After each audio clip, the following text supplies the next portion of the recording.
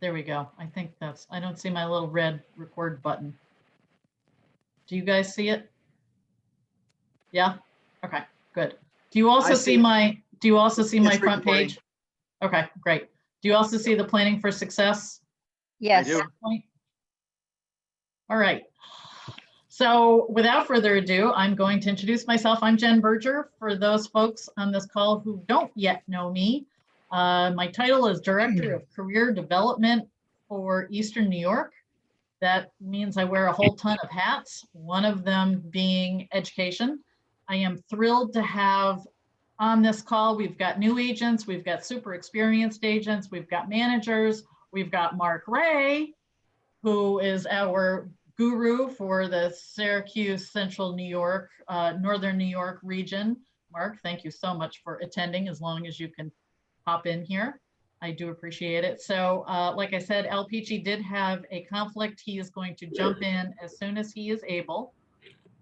I'm also admitting people as we go here. So without further ado, let's get this started. Oh, a couple of housekeeping items.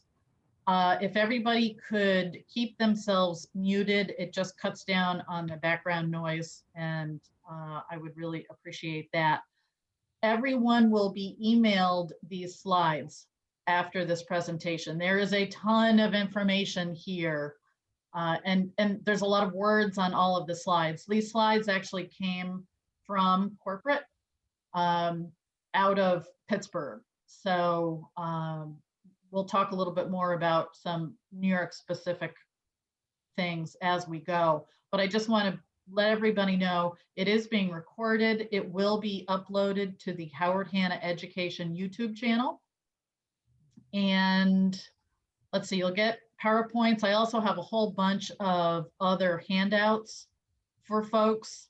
So you'll get all of that. I'm hoping by the end of today or first thing tomorrow morning. And let's see, also, because it's just me doing this, if you have questions, put it in the chat and we'll address all the questions at the end. That way we can sort of stay on track. I'm going to try and bang through the slides, hopefully within an hour.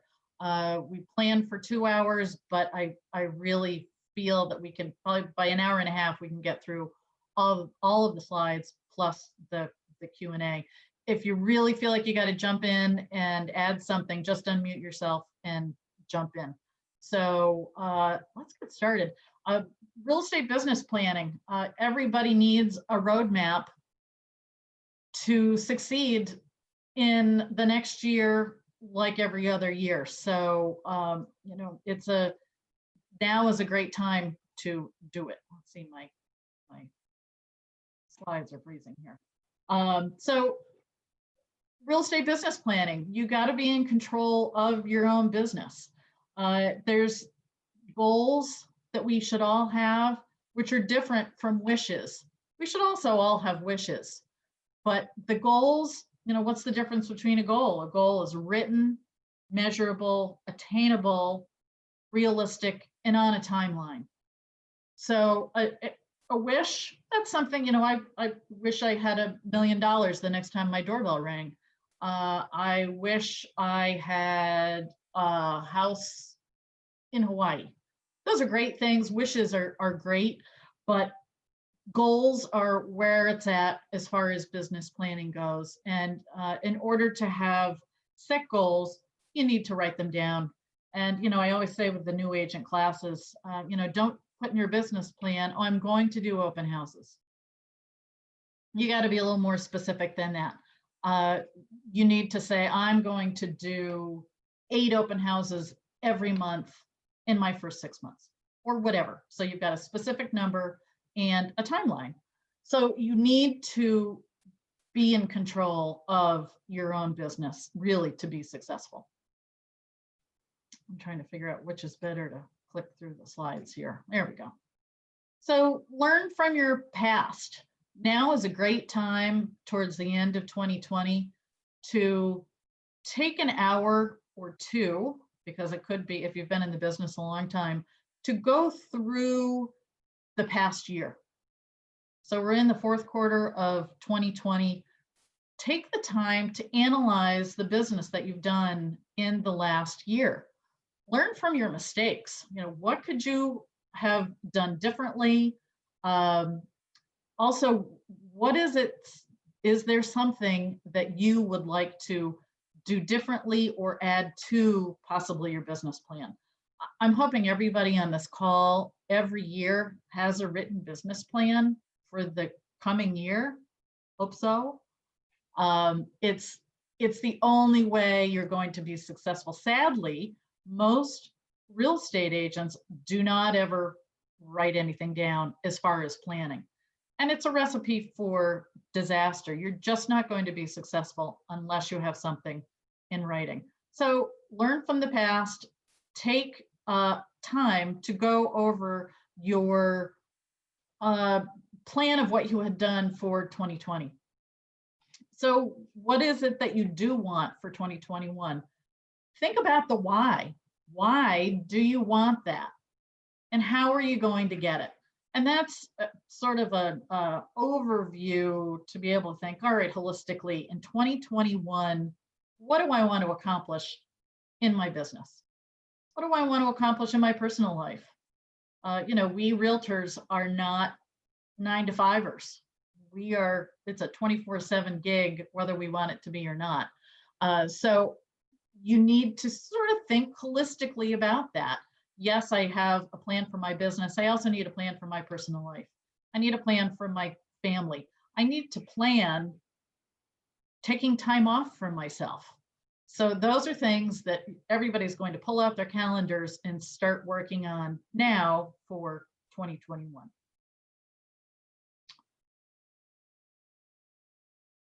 So when you start out, think about, what is my why?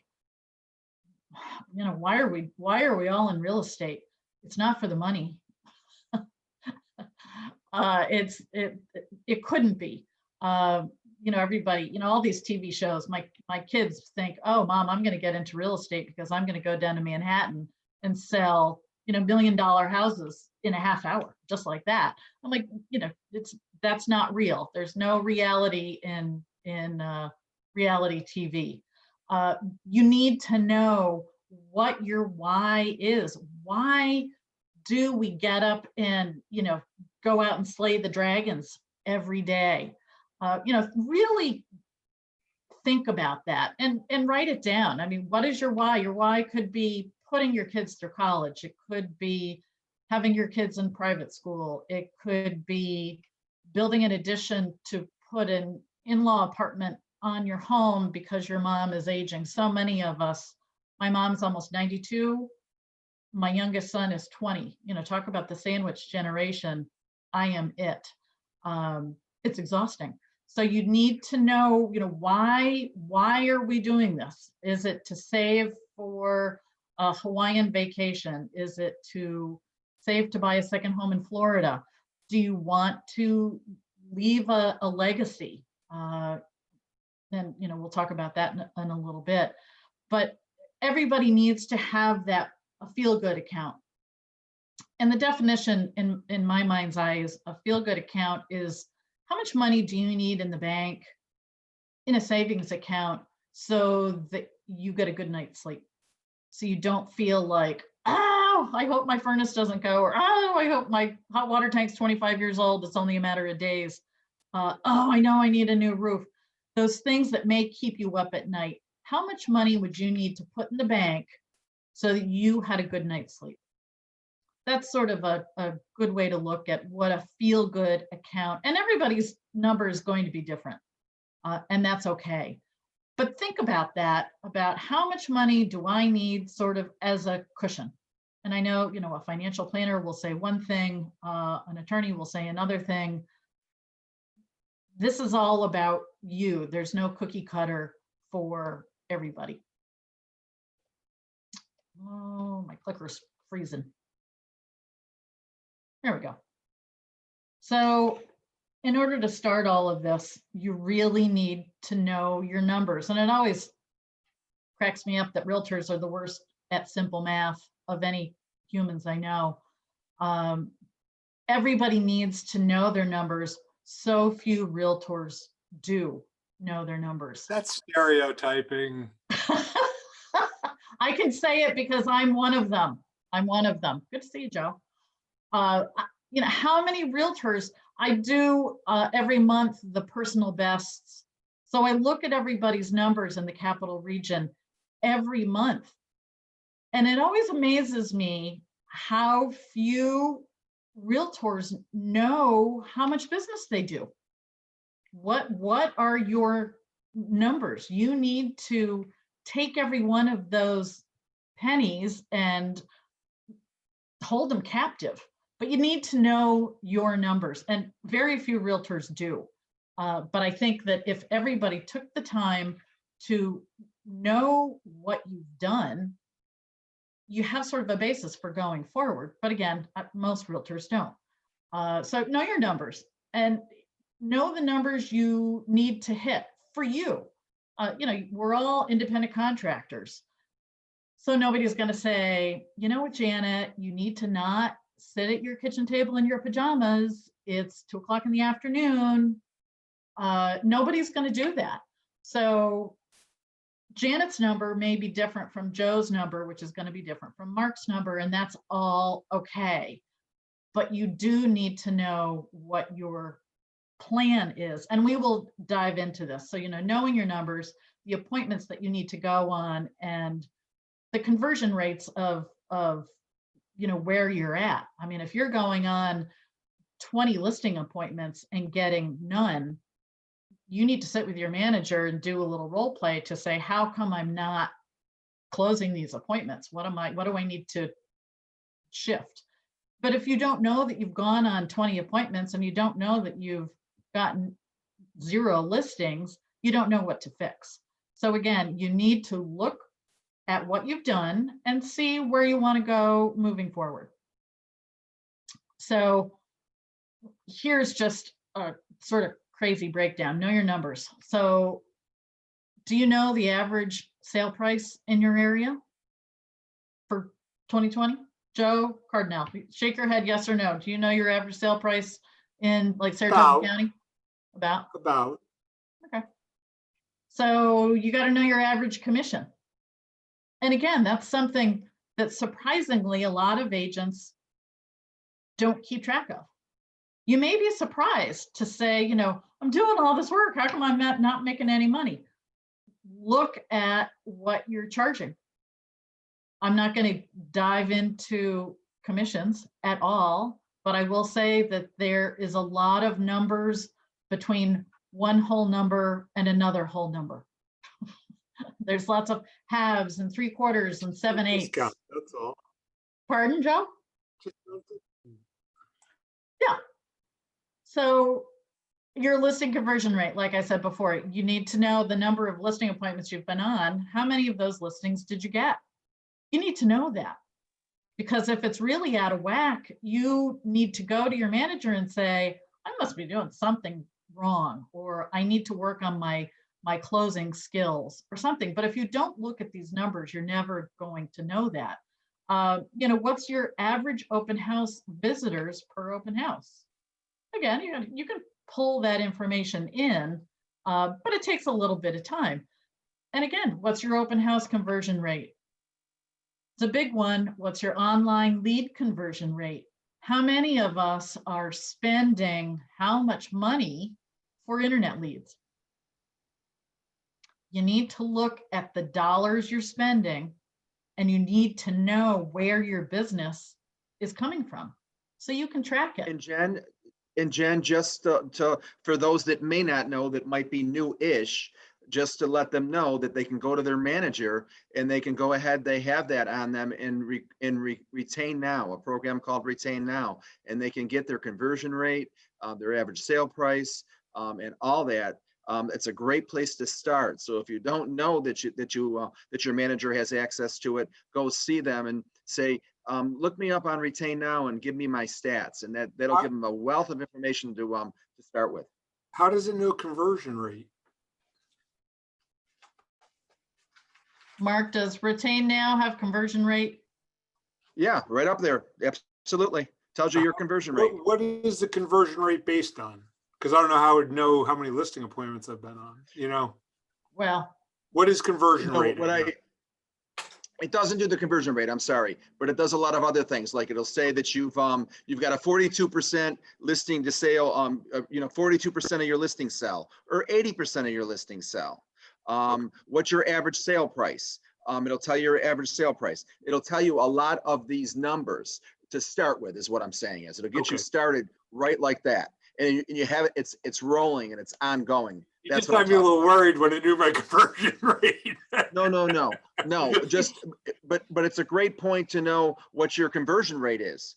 As far as sales, you've got 10 listings and 8 of them sold, that kind of thing. right. Thanks, Mark. Yeah, that's a very good point. And Joe, yeah, as far as you've got to keep track of your appointments, and at the end of the day, keep a really good calendar. I tell new agents, everybody needs a calendar. I don't care if it's paper calendar, Google Calendar, Outlook, whatever you're comfortable using, use it, because you need to keep track of all of these activities that you're doing, because at the end of the year, you do want to go back and see, where am I spending my time and my dollars, and what's giving me the most bang for your buck. So organize your finances. You got to track your expenses. We all, as licensed realtors, we are all business owners. We are all entrepreneurs. But you need to act thus. And, what business owner doesn't track their expenses? That's, business owner 101. What are your financial obligations in your business, outside of your business? I recommend that everybody should have, everybody has their personal banking accounts. Open up a business banking account and have your money flow through that. Even if you take every commission check, put it in the business checking account, and then write a check to yourself and put it in your personal account. It trains your brain to know that I am a business owner, and this is the way I must treat my money. Joe, did you want to?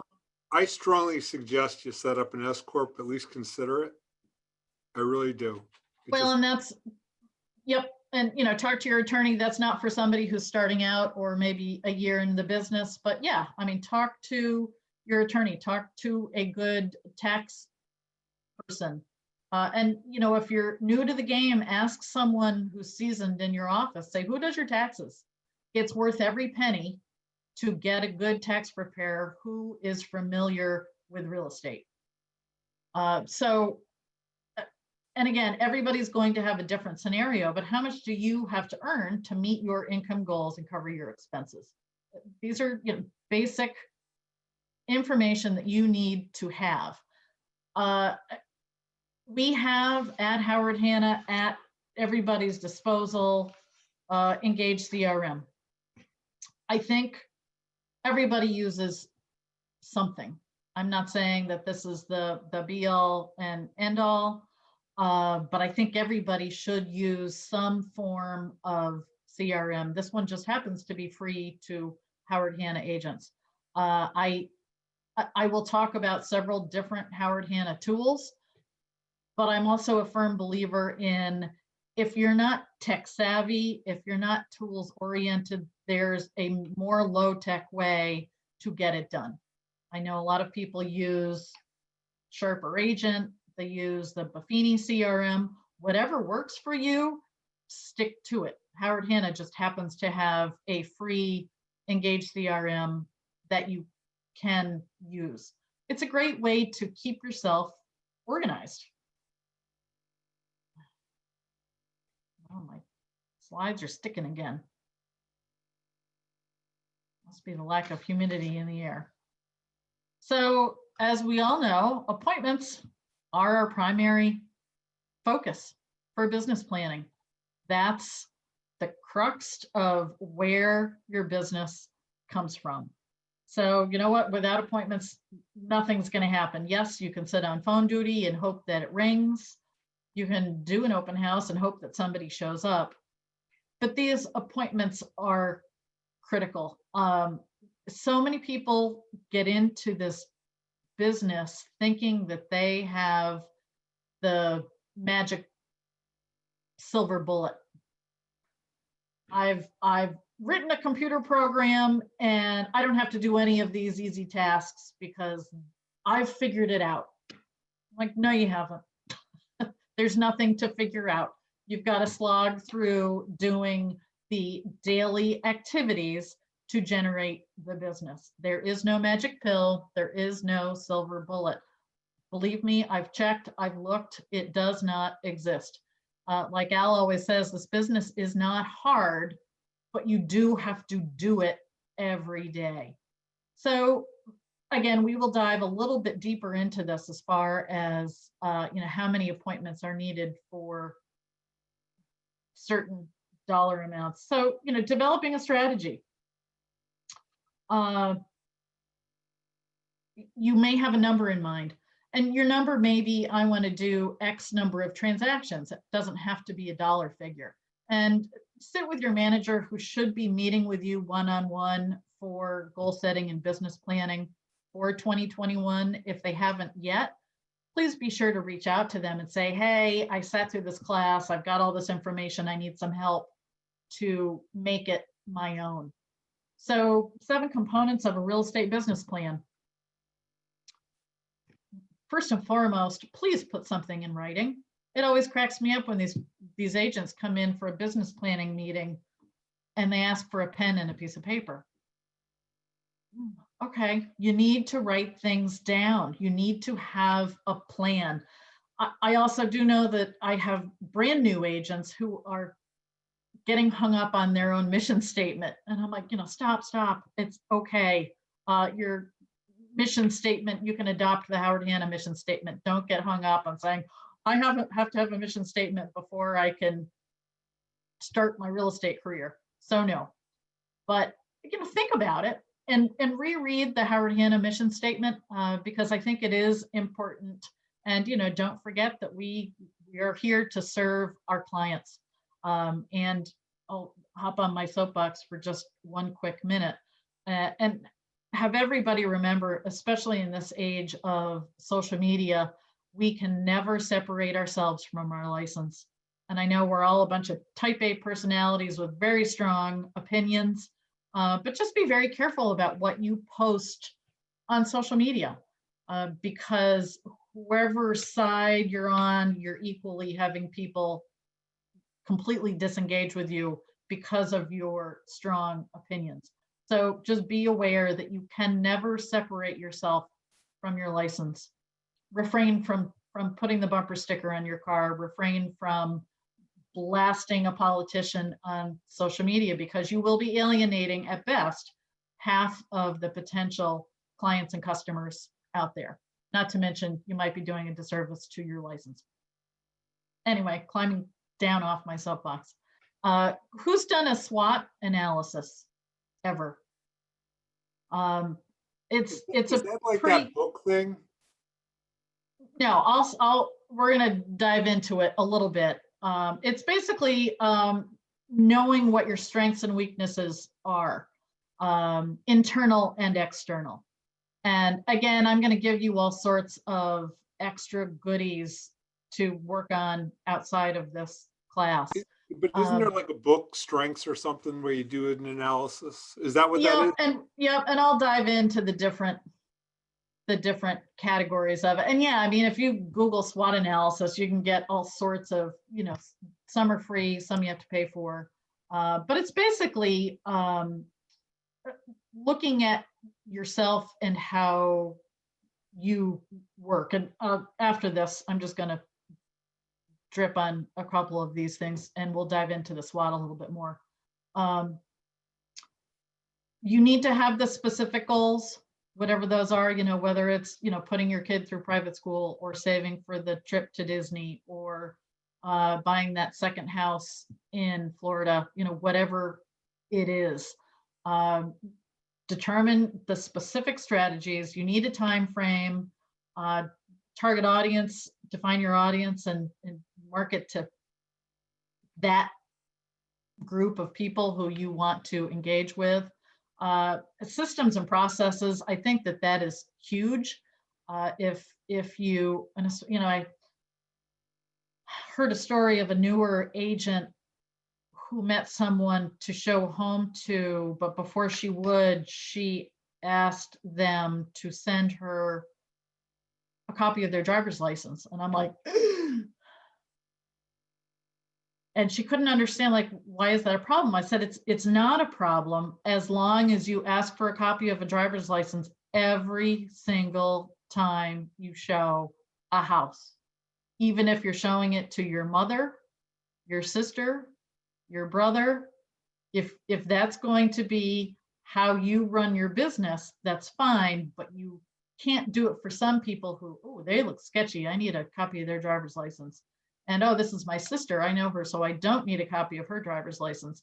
Well, when Department of State comes and audits your file, they don't care who you're related to and who you thought was sketchy. If it's not the same in every file, that's not kosher. So again, just keep that in mind. And I don't quite know how I digress. Oh, the systems and processes. Everybody needs to have some sort of a system in order to use your time wisely. So again, this is a lot of self-reflection on how you run your life, how you run your business. I think one of the greatest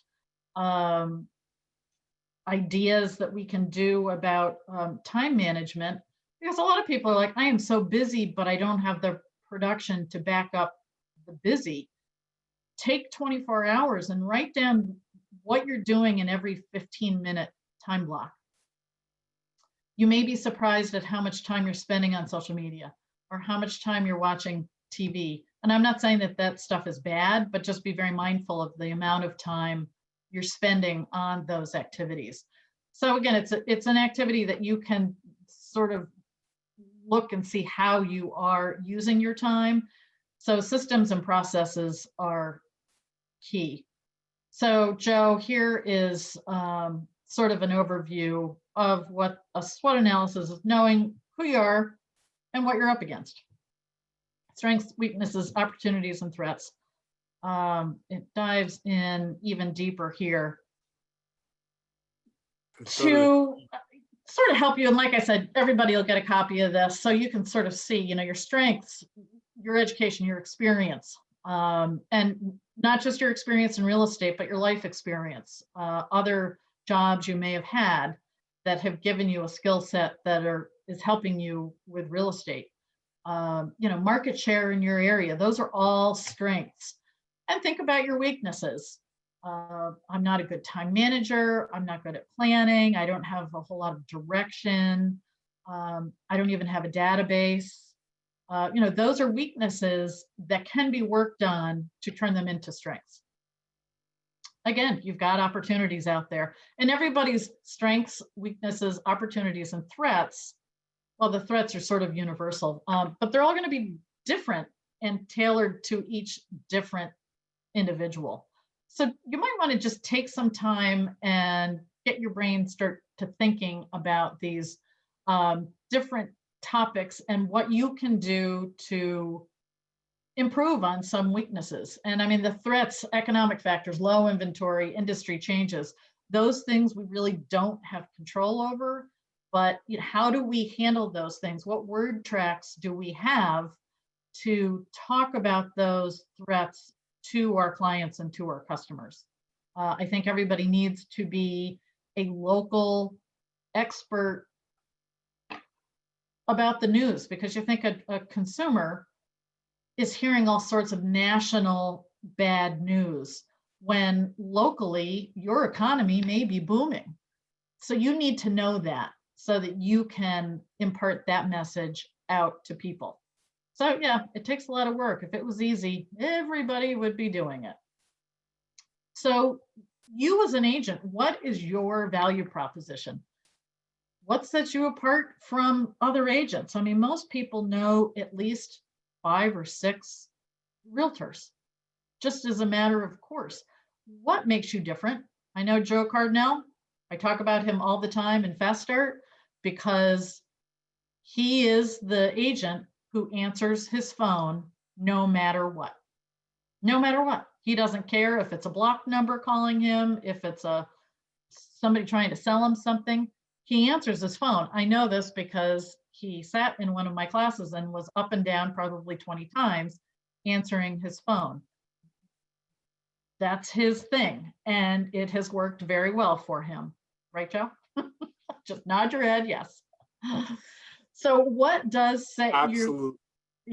what sets you apart from all those other realtors out there? If you're newer, that's okay. Your value proposition can be the team behind you. It's, depending on the size of your office, you have 30 people on your team to help you. I have a full-time manager, I have full-time administrative staff. I'm a member of NYSAR and of NAR, and explain to clients what that means because they won't know that. And again, if you are brand new in the business, sit with your manager and say, help me out with my value proposition. I'm brand new. What value do I bring? And you do bring plenty. So know your value, know what you bring to the table that's different from everybody else out there. So creating your marketing message, you need to know that. I mean, Joe's tag, he will always answer his phone, and he does, and he backs it up. I want to sell fast. My listings sell in 25 days on average, 13 days faster than the norm. The person who's saying that knows their numbers. They know their local MLS stats. And again, we realtors hate simple math, but the reports are all there on your MLS. Have your manager help you find this out. It's a great thing to know if it's really true, because that means you really know your stuff. And in this market, it's so insane. But we all know, if we've been around the block a couple of times, that this market will not last forever. So put your plan into action. As you create your action plan, be detailed, look at the goals you created, give each goal a strategy and a custom tailored action, again on a timeline. Be super specific and write it down. So here we're going to dive in a little bit to an example. So say this person wants to add 30 prospects to my database each month. What's the strategy? I'm going to network online and offline. So there's a goal, there's a strategy, and then the actions. And again, all of this is geared towards post-COVID, because we will get there at some point. But these are the things that you want to write down in your business plan. Really drill in. I'll attend 3 community functions per month. So that's a concrete action. 3 events per month. Written in stone. Call 5 past colleagues, friends, family members per month to discuss real estate. How hard can that be? 5 people a month. And on and on. I know a lot of people are not real big tech savvy people. I am not. I am a big writer of handwritten notes. I think they're super powerful. They're about as low tech as you can get. And at the end of the day, they don't ever go out of style. And I don't have to be super techie to do it. And it's very powerful. So I know my strengths, and I know that that's one thing I'm really good at. So that's something that's easy for me to focus on, where it might not be all that easy for somebody else. So second part of things, lead gen, lead engagement, and lead conversion. So prospecting feeds your business. We are in sales. We're not selling plane tickets. We're not selling shoes. We're not selling lipstick. But we are in the business of helping people buy and sell homes. And at the end of the day, you need to prospect every single day. Actively prospecting for new business, general rule of thumb, takes 40 contacts to generate one opportunity. That sounds sort of daunting, doesn't it? It did for me. And I'm like, look, that's too much. I can't even deal with that. Let's drill down a little bit. So how do you calculate the number of new prospects you need? The number of transactions you want to do, 28, say. So 28 times 40 is 1,120 people. But that's during the course of, so we've got 12 months. So 93 prospects per month. That still seems like a very huge number to me. But then you break it down a little bit more. Every 30 days, it's 3 new prospects per day. That's Now, awful conversion. Pardon? That's an awful conversion rate. Well, but it's so you will be better. And just to, look at this, to take a big number, 3 new prospects a day, that's doable. I think that's doable. And you can even say, Monday through Friday. You can take Saturday and Sunday right out of there.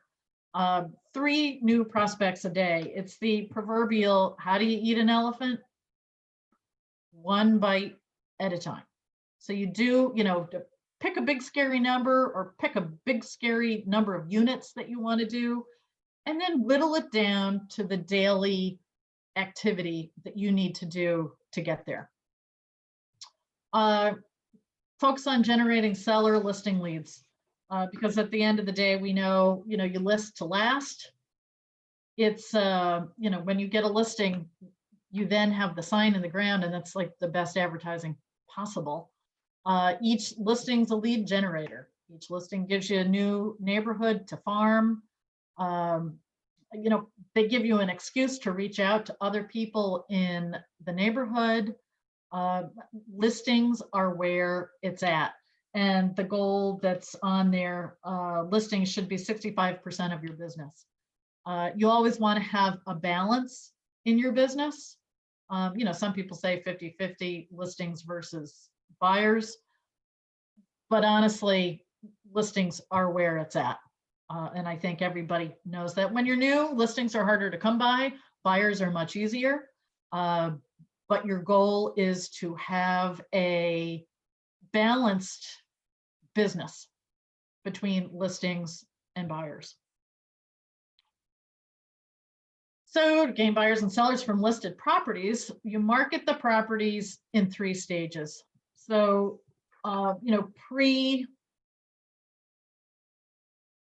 when you have a property coming on the market, what are you going to do? You alert the people in your office. Hey, the olden days when we had office meetings and everybody was standing around and saying, oh, I've got this great colonial coming on next week. It's in Saratoga Springs School District. It's 3,000 square feet. And, we're thinking about a price around 400,000.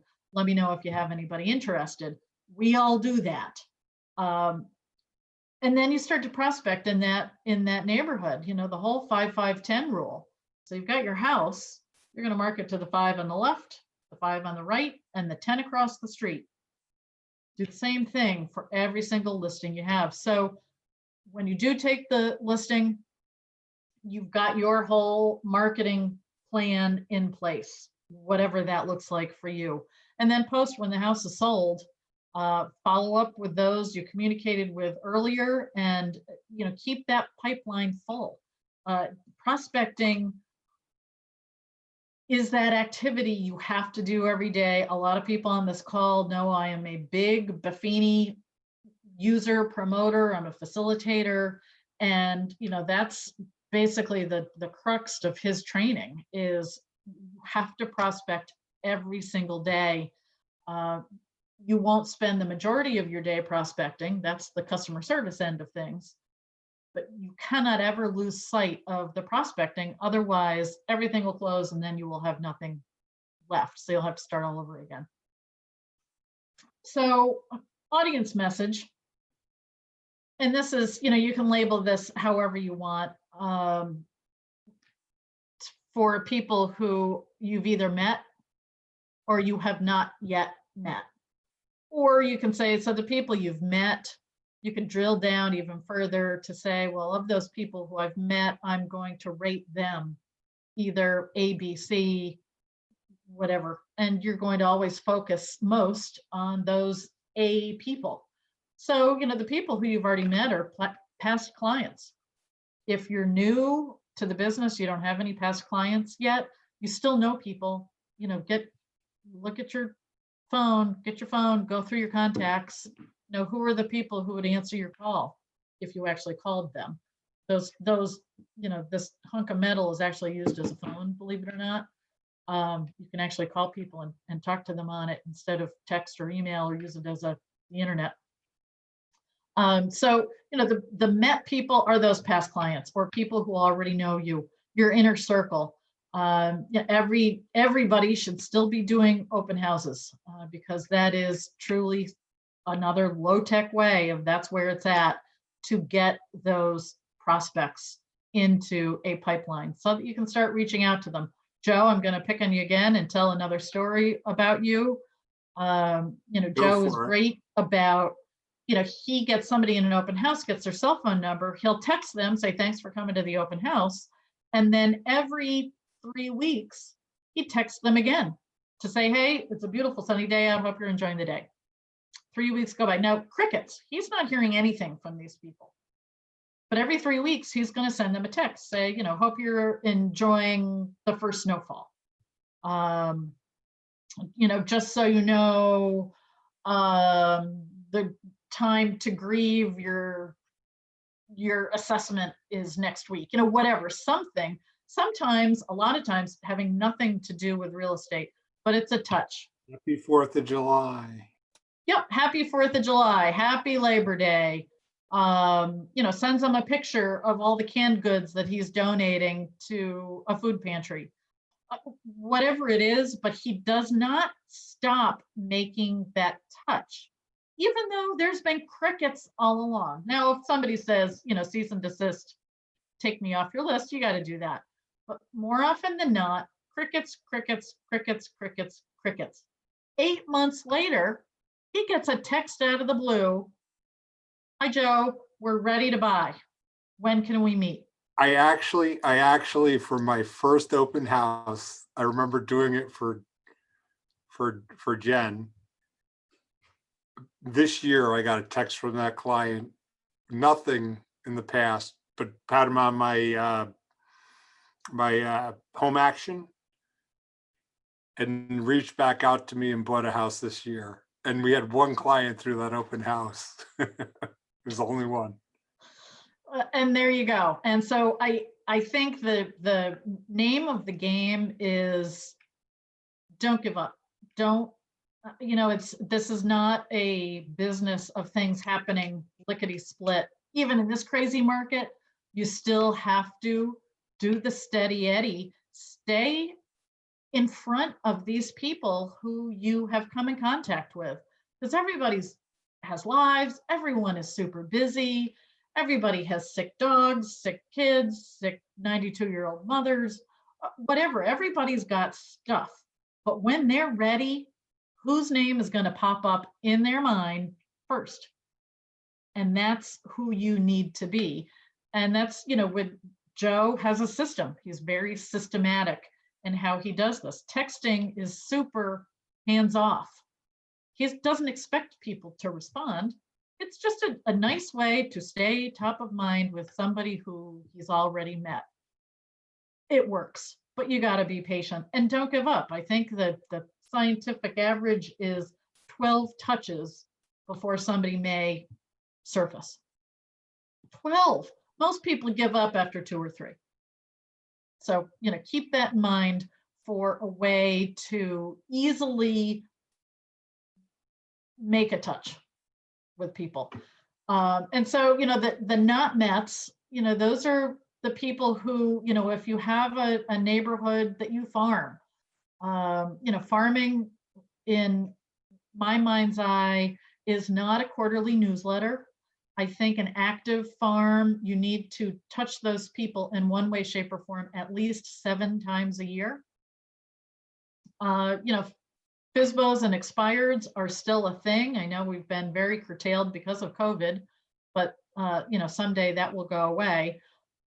But again, those people are out there trying to sell their houses, whether on their own or with not a good fit of another realtor, keep that in mind as a way to fill your coffers on the not met side. And then online leads, which you need to know, I'll tell you a story of a guy who moved to our area from downstate.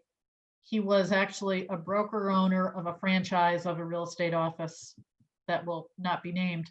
He admitted to a class full of people. He said, I was spending $1,000 a month on leads from some company beginning with a Z. He said, after 1 year, $12,000 poorer, he said, I went back through and realized I had gotten this many deals from it. And he didn't do it right. All right, Joe, I'll have you teach a online lead generating class down the road, because I think everybody, and that may be true, but he knew, he had this huge outlay and realized when he was doing his year-end evaluation that he had spent all this money on these online leads and got no closed business from it. So, and that was, quite a few years ago, and I'm sure it has gotten better. But again, you need to be aware of the money you're spending and where your deals are coming from. So as we all know, and brand new people, I could tell stories all day long. People want to work with agents they know, like, and trust. They don't care that you're brand new in the business. They don't care because they know you, like you, trust you, whether it's from your church or your synagogue or another line of work that you were in. One of our brand new agents went to the same gas station every week to get gas. One day, she had just gotten her hard Hanna name tag, walked in to, I don't know, buy something as she was paying for her gas. And the guy behind the counter was the owner of the gas station. He's like, I didn't know you were a real estate agent. He said, oh, and she's like, well, I just started. And he's like, well, I don't care. I know you. I know your son, your husband comes in. My wife and I want to buy another commercial property and we're looking for a bigger home. And she's like, but I'm brand new. And he said, I don't care. I know you. So he already knew her, liked her, and trusted her and wanted to work with her. And he didn't care that she was brand new. And I believe they wound up doing several deals together. So again, the goal is staying top of mind. You need to be in the flow of their lives. And that's all in caps for a reason. But this is, like I said before, this is not a 9-to-5 gig. This is definitely a 24/7 thing. So set up a flow system. So a couple of these slides are going to talk about some Ninja things. I have been through a Ninja installation. I am pretty sure we have not had any Ninja installations in Eastern New York. There's a great book by, hold on.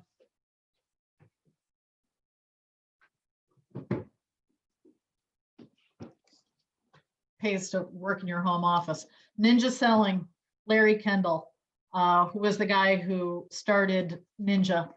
This is a great book. I recommend everybody invest in it. I've read it probably 5 times. It's only been out maybe less than 5 years. It's a great book. The Ninja folks started out as Buffini folks. So it's very in line with that type of holistic selling, that we're here to serve. We're not here to sell. You can't jam a house down somebody's throat. So, you've got Auto Flow, which is like a neighborhood news letter, the just listed, just sold, social media. Certainly Real Scout is a great auto flow that you can just sort of set it and forget it types of things. So you are continuing to stay top of mind with folks. And then Live Flow, 50 live interviews a week using Ford questions. I mean, the Ford stands for family, occupation, recreation, and dreams. Those are easy topics to strike up a conversation with anybody, whether you know them or not. And we'll dive into the Ninja 9 in a couple more slides. But always be thinking, I always joke and say, pick the longest line at the grocery store. Maybe not necessarily now, but once we are beyond the COVID social distancing, wear your Howard Hanna gear. I think everybody is always curious. I know if I'm in the grocery store and I see somebody with an emblem on their coat or on a hat, like a baseball hat, they're always looking to see like, oh, where do they work? Or, what are they involved in? Somebody's going to ask. It's like, oh, you work for Howard Hanna. Oh, I'm considering downsizing or whatever. I mean, there's so many opportunities out there that you need to be able to stay top of mind with people basically on a 24/7. So here's just some ideas to stay in the flow of keeping people in your pipeline. Annual real estate review. People who have past clients, everybody's always curious, it's like they hear all this news about the housing industry. Nobody really cares about what's going on in Arizona or what's going on in California. All they really care about is their own house. So give it a try if you've never done it before. Say, hey, John and Mary Smith, you've been in your house a couple of years. Are you interested in knowing what it's worth today? They probably are, just because they're curious. It's not to say that they're going to sell it, but it's a touch point for you to be able to reach out to them, remind them that you are the local expert, and to have a dialogue with them. And I know in COVID times, you would be surprised at how many clients love a Zoom call. They don't have to go anywhere. They can hang out in their house, be at their kitchen table. You show up on their screen and you're able to do this. My 92-year-old mother was at my sister's and got to Zoom with two of her grandchildren. One is in Montana, the other one is in Alabama. And they were both, on the screen at the same time. And my mother just thought that was like the biggest marvel of technology she had ever seen.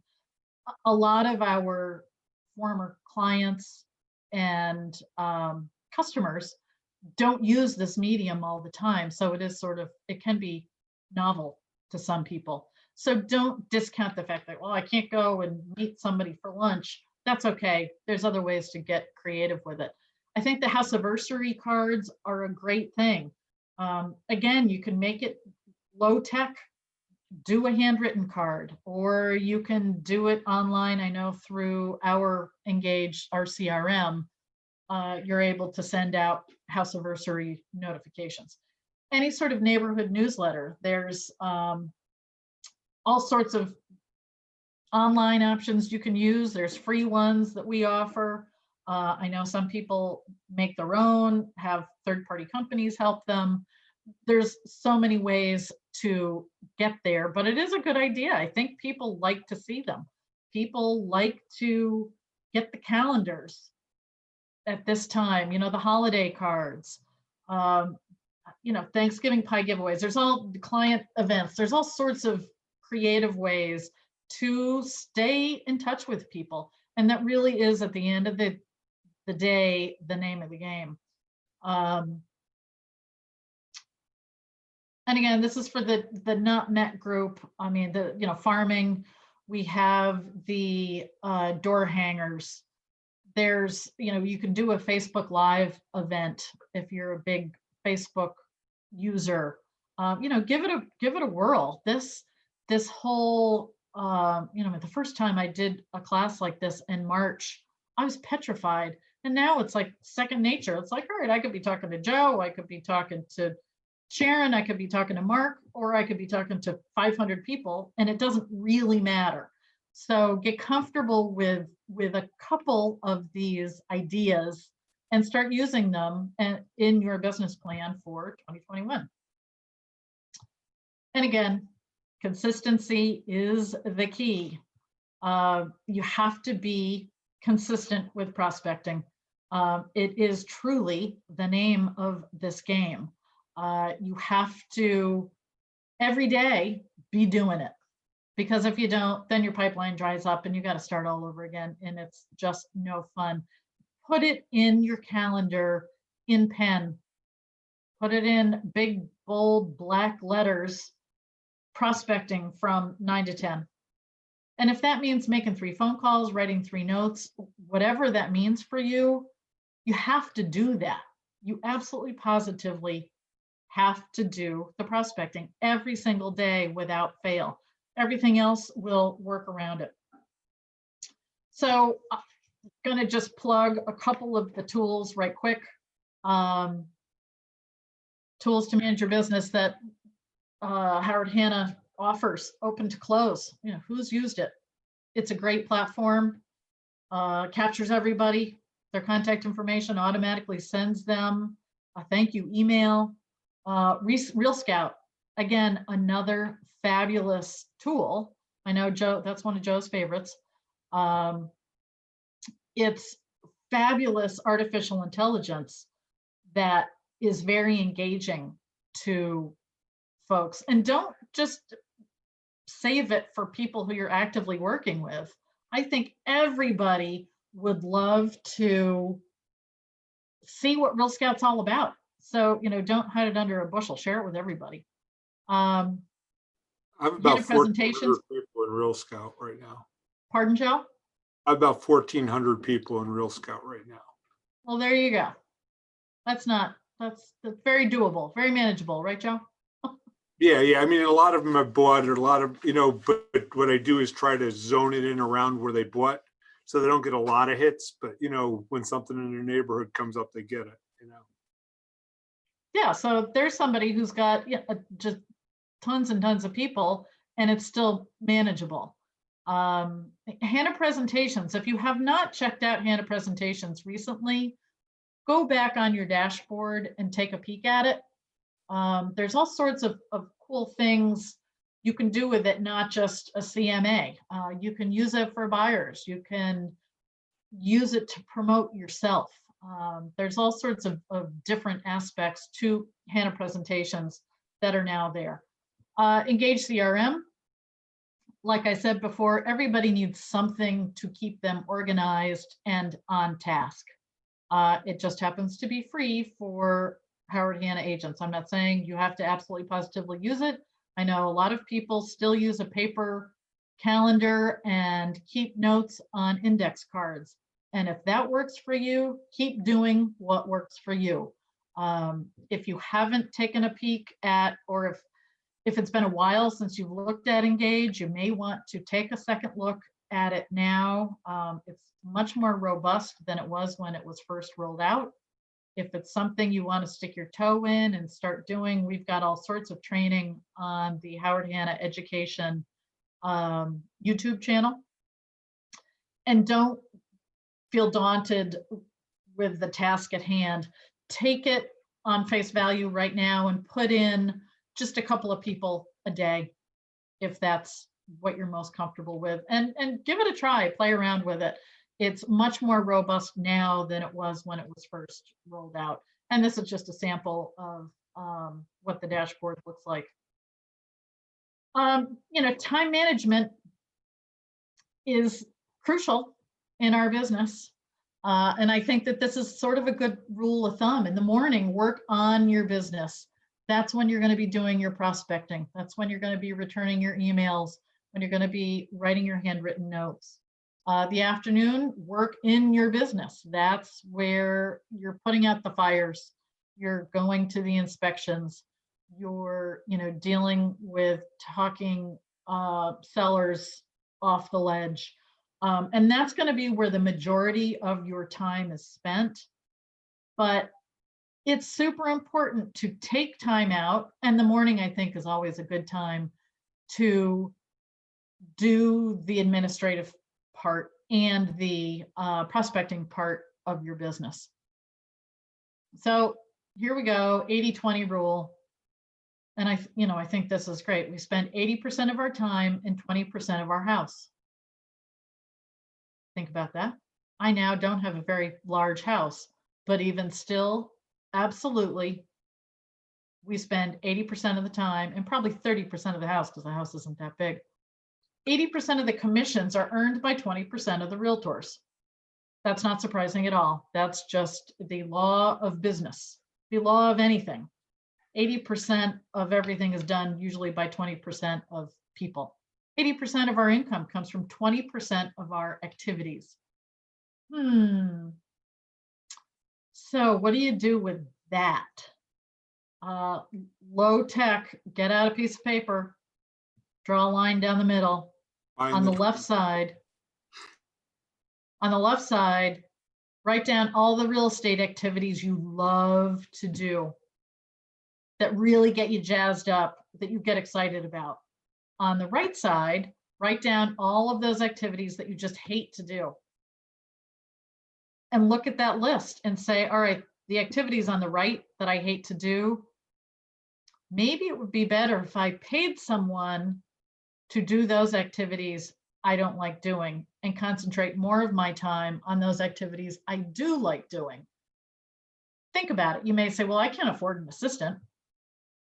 Maybe job share with somebody. You may be surprised at how much more income you can make if you concentrate on those activities that you just love to do.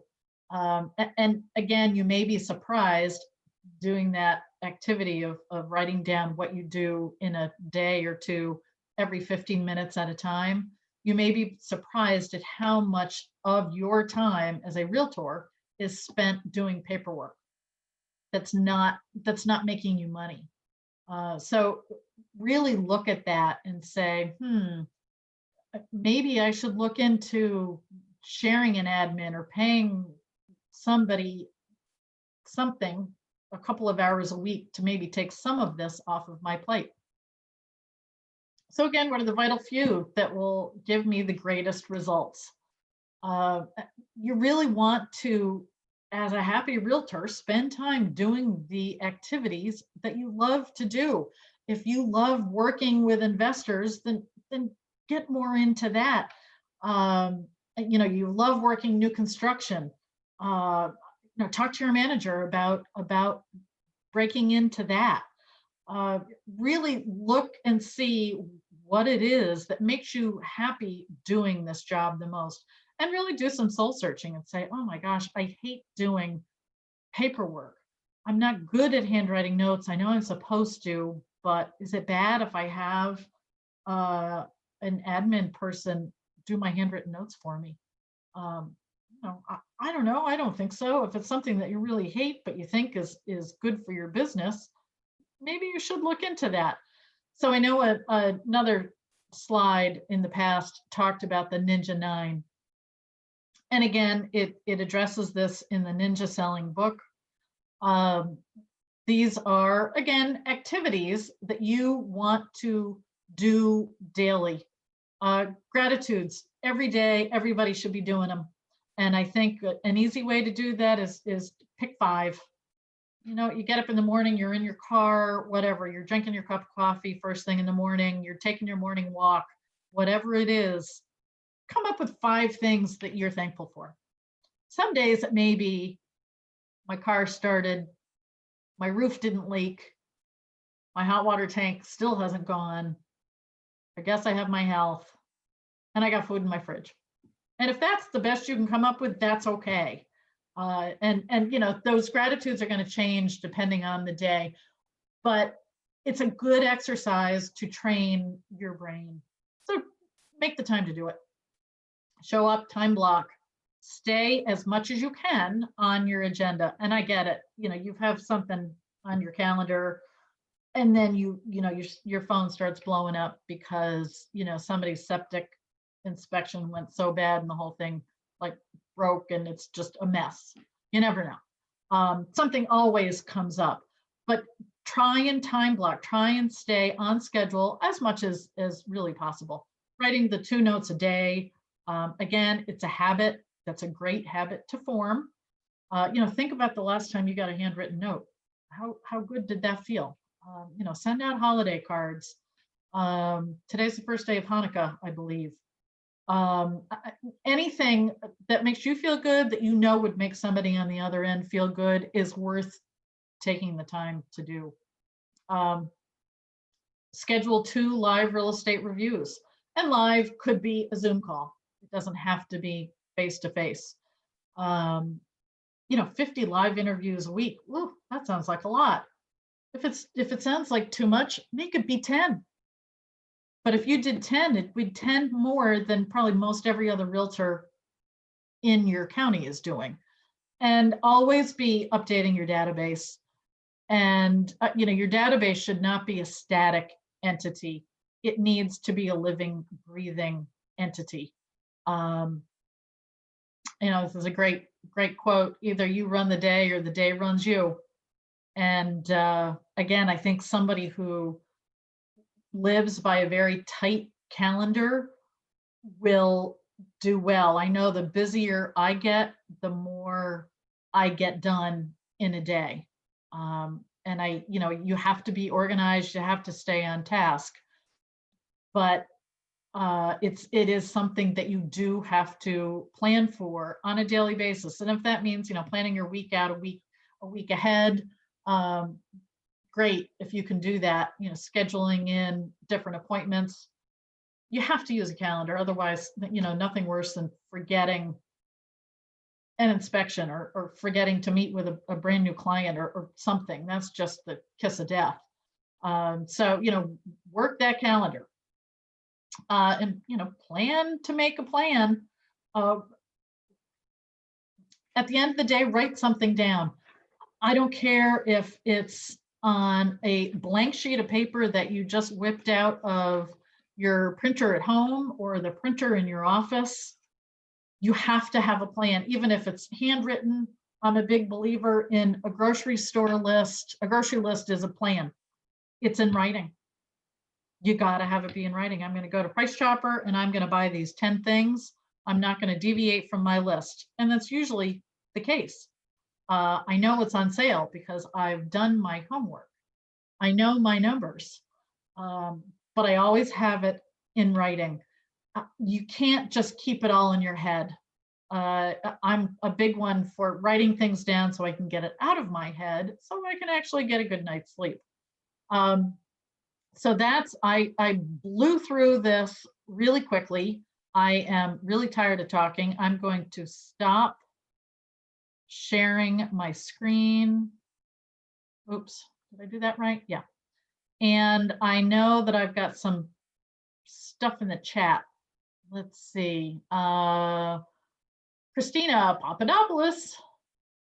I have a great accountant that I've gone to for over 20 years, and she's great at doing realtors returns. Let me know if you want the referral. And Christina's in Saratoga. Christina, we've got people from all over Eastern New York, so that's great.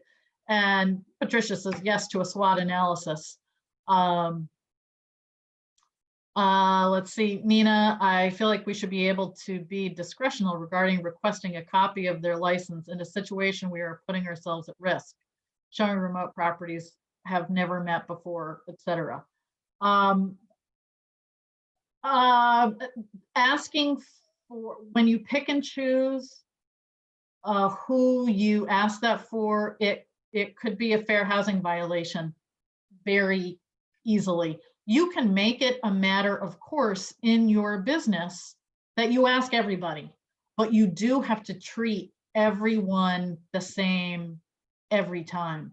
So, Nina, that can get a little dicey. And if you don't feel comfortable, you can take somebody with you. I know, people joke and say, oh, well, I'm going to buy mace. Well, yep, you can buy it online. It's not legal in New York. And the personal mace that you buy, you have to be this close to somebody in order for it to work. I know women who carry a can of hornet spray in their car, because if anybody's ever had a wasp or hornet's nest, that stuff shoots like 20 plus feet. But you do need to be very careful about treating everyone equally. If you don't ever want to put yourself at risk. If you feel in your gut that something's not right, get the heck out of there. Make sure somebody always knows where you are. So And usually somebody will go along with you if you need somebody, you know? Yep. Yeah, you never, ever, ever, ever want to put yourself in harm's way, perceived or otherwise. Listen to your gut, because your gut knows somehow. I don't know, but it does. If you feel that something isn't right, say, hey, I just had an appointment come up. I had an emergency. I'm out of here.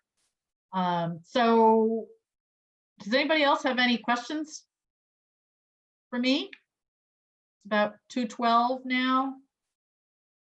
I will be emailing the PowerPoint to everybody, along with some SWOT, a blank SWOT analysis form, and also some other business planning formats that you can use when you meet with your manager. It's a great roadmap for 2021. So I want to thank everybody for joining. I enjoyed this. This is a topic very near and dear to my heart.